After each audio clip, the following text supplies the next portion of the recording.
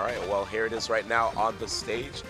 We have CakeAssault again, #1 player versus Windows. And interestingly enough, you know, I tend to broadcast every now and then, and one of my subs actually told me that, you know, he's a big fan of Windows and that Windows is a top seed going into this tournament.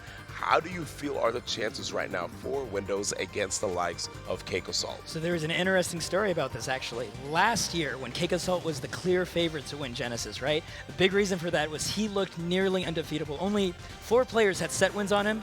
3 of them only won once. Windows won 3 times. He had become CakeAssault's demon. CakeAssault dreaded fighting him. You could see the spirit leave his eyes. But what ended up happening this season, CakeAssault is now 5-0 against Windows. He's figured out how to play this matchup because Windows can mentally exhaust CakeAssault uniquely. We know the guts that this player has. He wants to make plays, and Windows, knowing exactly when to pull back and let the opponent put their foot in their mouth, is exactly the sort of style that really frustrates him. But CakeAssault's really learned to dial it back. We're seeing it a little bit here on Ethereal Gates. He focuses so much on setting up the smoke, making it so much harder for him to be whip punished and slowly gobbling it to build up to his combust, where he can then take out Wrastor at incredibly low percents. That time, not even needing it and still getting the combust anyway. Windows needs to be careful once he's about 40%. I like to think that Windows kind of turned Cake into the monster that he is, because when Cake first came onto the scene, he just had an amazing punish game. He was always hitting buttons. He was always, you know, aggression. And having to be able to defeat Windows allowed him to create like a full balanced style. And he's been on such a force since then. We're having this is really scary at 64%. There's a lot of things that Forsburn can do to lead into the full combust. He's got forward air, he's got down tilt, he's got dash attack, he's got up air. And if any of these moves aren't DI'd out, he could die. And right there, CakeAssault trying to land on top of Windows with the combust. He doesn't find it, but he doesn't really need to at over 100%. Wrastor being that bird with hollow bones. Yeah, right. Now, amazing 2-stock lead that we're seeing from CakeAssault. I mean, I've heard when it comes to the Rivals of Aether metagame currently that Wrastor is a character that a lot of people have been having an issue with as of late. But it looks like CakeAssault, like you said before, you know, he changed up his play style and he's quite comfortable facing off against Wrastor, even though the rest of the community has something to say about this character. It's interesting you say that because it's really just Blue's Wrastor that terrifies CakeAssault, and he no longer has to worry about Blue. Yeah. He's going to be tier-free for the rest of this bracket, hopefully. Oh, and lining up that back air with a 3-stock CakeAssault, showing his dominance against Windows this year. 3-stock, ladies and gentlemen. So after the last 2 sets we've seen with Cake, I always think losers or finals day Cake is like terrifying, and he somehow always is in losers. But today he's just started out like so strong that it's gonna take like you're gonna have to slow him down and play, basically just swing the momentum back in your favor for a chance to be able to beat him in a best of 5. I have all the love in the world for MSB, but it's almost like he was the warm-up sandbag for CakeAssault going into this, like the most comfortable matchup for him to then lead into Windows to take this even more comfortably than ever before. And here we are though, starting on the Shovel Knight stage.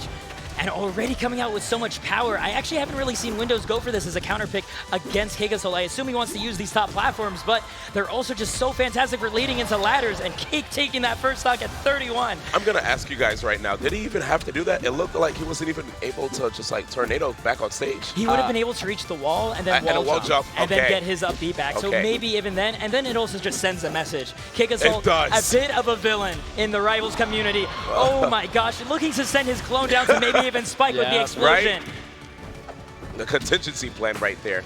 And that's, clap into clap though. Windows taking his first stock of the set. I think Cake a year ago, we would have seen him go down there for that double dunk, which probably would have died doing as well. Now, a more mature CakeAssault, just sending his clone down, but got the kill anyway.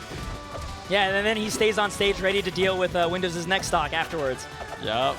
Yeah, right now, oh man, these beautiful parries that we're seeing right here from CakeAssault. CakeAssault right now setting up, not even using, okay, there, he actually using the clone there, making it very difficult for Windows to land. Cake finding a beautiful confirm off that clone explosion.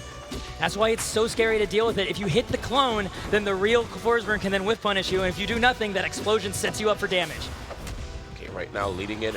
Trying to see if he can see center, and I love these juggles. We have the clone now, goes for the immediate combust, but the back air, and that is it. CakeAssault now up 2-0. This might be one of the fastest Windows sets I've ever seen. Even though Cake is absolutely dominant against Windows this year, Windows is usually able to still drag it out. He makes it a real contest. You can still see Cake have to focus and really bring out his best game, his best patience. But right now, CakeAssault is just leaping over whatever defenses Windows can put up and just tearing him apart. Absolutely, we can see it right here. Just with 2 straight games of non-stop rushdown.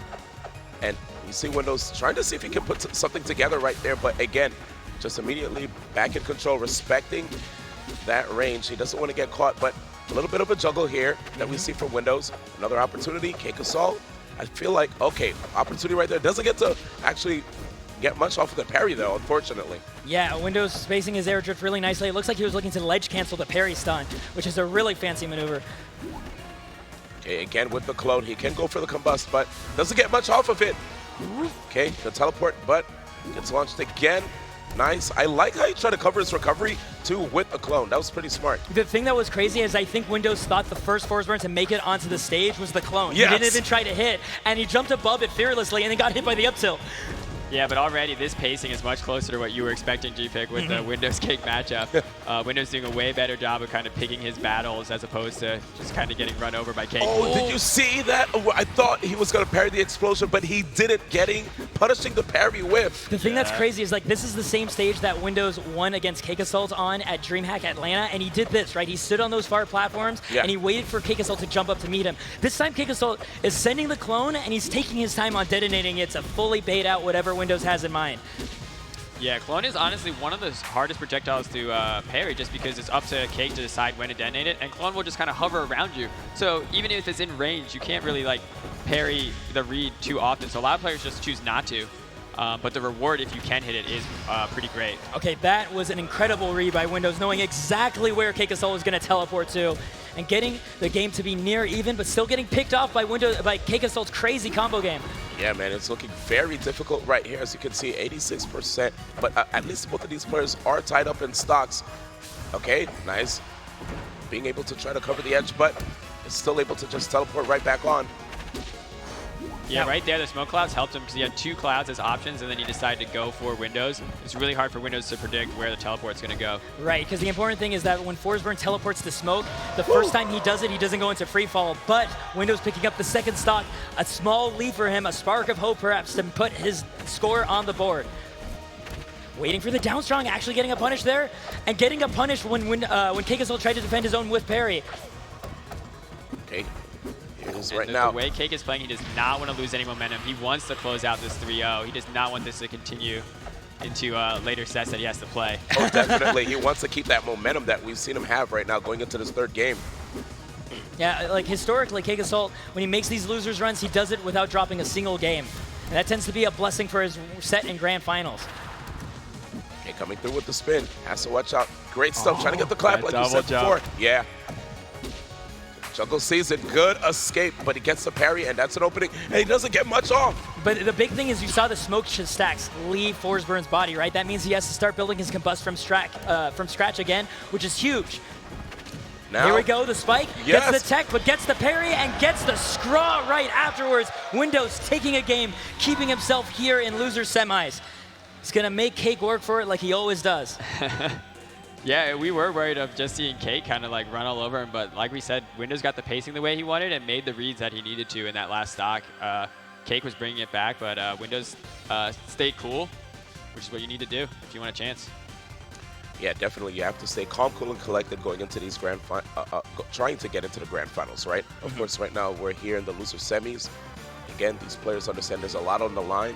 Not only when it comes to the money, right? These guys love the game, and they understand too that, well, at least on Windows side, that this is like the #1 player, and getting a great win on a player, of course, like CakeAssault, it's not like it's going to be his first time, but these wins count, right? Oh, absolutely. And not only that, it would be such an important way for him to end this season, to go back to the way it was last season, right? Yes. Where he was the one that terrified CakeAssault the most, to reclaim that and then still have this currently very strong presence against Penguin. Be a fantastic setup for Windows going into that top 3 if he could just reclaim that glory. But we're getting one of CakeAssault's favorite stages, Spirituary. We've seen how fast he can destroy stocks here. Even if he doesn't kill you off one of the small blast zones, he can just carry you back and forth and deal 100 damage real quick. All right, and here we go now into a game 4 situation, and look at this, missing the juggle up a little bit right here, but things are starting to slow down a little bit in Windows' favor, I noticed. And that's the tempo that Windows is at his best with. He loves being above his opponent. He loves frustrating them and letting them use up so many of their resources just to get to him, and then he can just pick and choose his openings from there. Yeah, we have seen Cake do this in the past against Windows to show that he can play like the slow style and have Windows have to approach. But right here, it tends to be working in Windows' favor. Yeah, great avoidance right there of the explosion of the Waits for the parry, finds himself the up clap right afterwards. Yes, Windows taking that first stop. That up clap, man, you have to watch out, dude. So strong.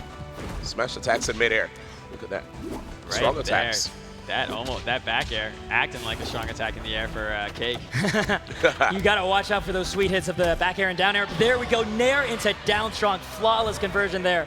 That's really clean. And we see a little bit of aggression from Windows because you got to get rid of the smoke, especially when it starts being vertical, because you can't camp your opponent if you don't know where your opponent is. Exactly. That's what Cake starts leveraging here in the neutral. That's why you have to be cognizant of the clouds and the smoke screen, right? You don't want to get caught by that. Beautiful movement right here, though. Look at these jukes. Calls out the air dodge. Windows using his double jump, having nothing left but the clone, being that last distraction he needs to come back and kill Windows afterwards. And that's why Cake loves this stage right there. Just a hit confirming to the back air, able to close the stock out earlier than Windows would have liked. Yeah, working out super well for him. And here's the cloud right now. Trying to see if he can at least close us out. People want to see if Windows will be able to actually bring it to a Game 5 situation. But right now, CakeAssault with all of this momentum, still maintaining both of these stocks. Nice. Starting this off. And beautiful stuff. CakeAssault, 3-1 victory over Windows. Incredible stuff. Unfortunate to see the team Nevermore team kill right here. And unfortunately for Windows, he's going to be denied his bronze medal, his one big streak time and time again in Rivals. But like we said before, here on Finals Day at Genesis, Cake always looks untouchable, right? And he's going to keep going forward and forward with that into the loser's final set. Going to be having to fight Zaro, the person who sent him down here to begin with. Yep, it's time for him to get that revenge, man. And those are one of the matches that I love to see, right? When you get knocked to the loser's bracket from somebody and you get the opportunity to actually run back. Run backs are the best. But before we even get into that, let's talk about the last match and some of the highlights here.